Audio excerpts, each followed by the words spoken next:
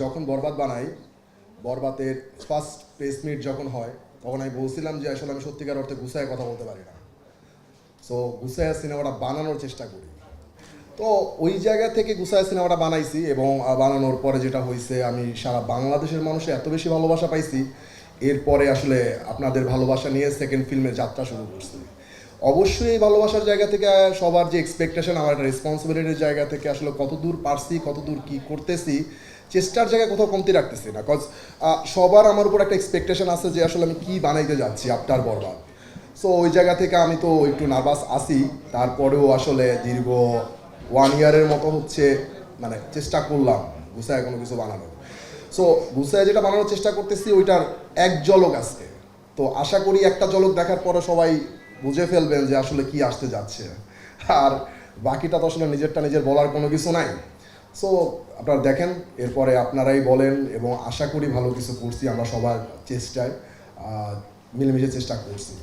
আর বেশি কথা বলে আসলে সময়টা নষ্ট করার দরকার নেই, আরও অনেকে আছে, আমার প্রডিউসার আছে, আমার হিরো আছে, আমার হিরোইন আছে। প্রথম কোশ্চেন ছিল হচ্ছে অ্যানিমেলের একটু ছায়া ছিল, আমি এটা একটু ভুল বলছি না, কজ আমি বলছি হচ্ছে ভায়োলেন্স ডিজাইন কিছুটা অ্যানিমেলের মতো ছিল। সো এইটা যে আমি প্রথম করছি অথবা এটা হয় না, আর অ্যানিমেল কোত্থেকে নিছে সেটাও হয়তো আপনারা জানেন না। আর আপনি যেটার কথা বললেন ন্যানির সিনেমাটা, অ্যাকচুয়ালি ধরেন পৃথিবীতে কোটি কোটি কোটি কোটি সিনেমা আছে, সব সিনেমা আমার পক্ষে দেখা সম্ভব না। সো আমি আমার ভাবনার জায়গা থেকে গল্পটা বলার চেষ্টা করছি, কোথাও থেকে যদি কোনো কিছু মিলে যায় তো এটা আসলে আমি জানি না। আর এই আর কি ভাই, ভায়োলেন্স যেহেতু বরবাদ দেখছেন, আমার ভায়োলেন্সের একটা সিগনেচার পাইছেন, আমার মনে হয় এটা একটা আলাদা একটা সিগনেচার ছিল, আমার নিজস্ব একটা স্টাইল ছিল। সো ওই স্টাইলের মধ্যে এবার পরে ওইখানে যেরকম একটা সিগনেচার পাইছেন, আশা করি এখানে আমার একটা সিগনেচার পাবেন যে না, এটা হৃদয়ের ফিল্ম। শুধু রাক্ষস না, আমি চাই বাংলা সিনেমা ওয়ার্ল্ড ওয়াইড সারা পৃথিবী ছড়ায় যাক। সেই জায়গা থেকে তো আমার সিনেমা যেহেতু, আমি তো চাইবই। হ্যাঁ, আমাদের এরকম প্ল্যান আছে আছে আমরা বরবাদের সময় করছি, এবারও করবো। আকাশচুম্বী আর হচ্ছে না, গস টানা শুটিং করতেছি তো।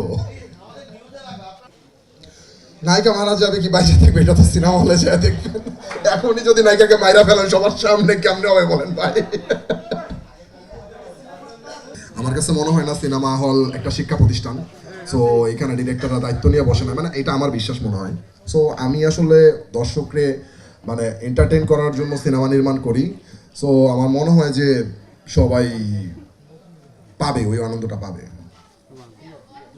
এন্ড অফ দ্য ডে বরবাদ একটা রোমান্টিক ফিল্মই কিন্তু ছিল, রোমান্স অ্যান্ড ভায়োলেন্স। সৃষ্টির শুরু থেকেই কিন্তু প্রেমের জন্যই কিন্তু যুদ্ধ। সো আমি তো একটা সৃষ্টির মানুষ না, প্রেমের মতো যুদ্ধ থাকবেই, সব প্রেমেই যুদ্ধ হয়। সেটা ধরেন মারামারি হোক আর বোঝা পোড়ায় হোক, এক ধরনের মানে ইয়ে থাকেই।